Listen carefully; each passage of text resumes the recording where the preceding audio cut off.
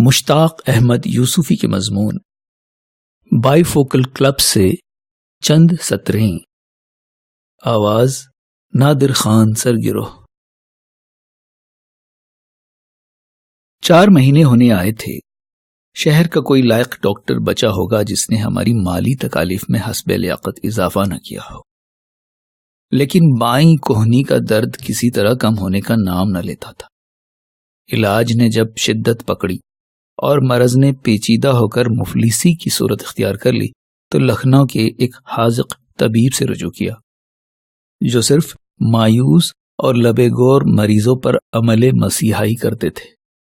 مریض کے جابر ہونے کا ذرا بھی امکان نظر آنے لگے تو بگڑ جاتے اور اسے دھتکار کر نکلوا دیتے کہ جاؤ ابھی کچھ دن اور ڈاکٹر سے علاج کراؤ. اللہ نے ان کے ہاتھ میں کچھ ایسا اعجاز دیا تھا کہ ایک دفعہ ان سے رجوع کرنے کے بعد کوئی بیمار خواہ و بستر مرگ پر ہی کیوں نہ ہو مرض سے نہیں مر سکتا تھا، دوا سے مرتا تھا. مرض کے جراثیم کے حق میں تو ان کی دوا گویا آب حیات کا حکم رکھتی تھی. غریبوں کا علاج مفت کرتے مگر روزہ کو فیس لیے بغیر نہیں مارتے تھے. حکیم صاحب اونچا سنتے ہی نہیں اونچا سمجھتے بھی تھے، یعنی صرف مطلب کی بات. شاعری بھی کرتے تھے. ہم اس پر اعتراض کرنے والے کون؟ لیکن مصیبت یہ تھی کہ طبابت میں شاعری اور شاعری میں طبابت کے ہاتھ دکھا جاتے تھے. مطلب یہ کہ دونوں میں وزن کے پابند نہ تھے.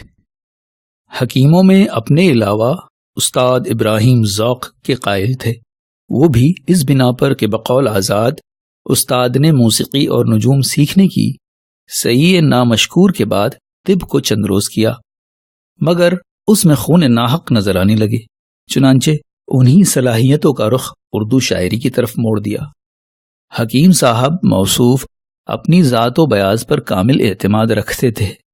ہاں کبھی اپنی ایجاد کردہ معجون فلک سیر کے زیر اثر طبیعت فراخ دلی و فروتنی پر مائل ہو جائے تو سخن فہم مریضوں کے سامنے یہاں تک اعتراف کر لیتے کہ ایک لحاظ سے غالب ان سے بہتر تھا، خط اچھے خاصے لکھ لیتا تھا، مگر اب وہ مکتوب الہ کہاں جنہیں کوئی ایسے خط لکھے.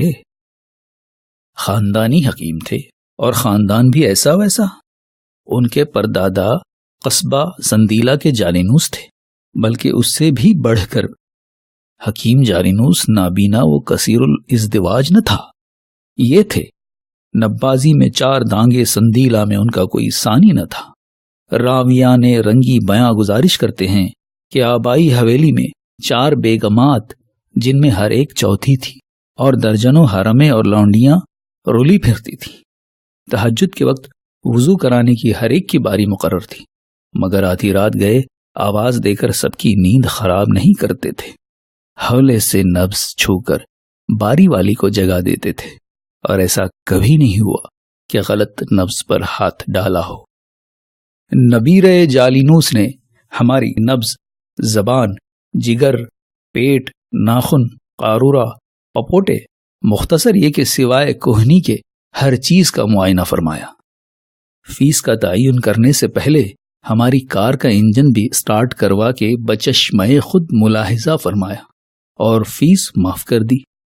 پھر بھی احتیاطاً پوچھ لیا کہ مہینے کی آخری تاریخوں میں آنکھوں کے سامنے ترمرے ناچتے ہیں.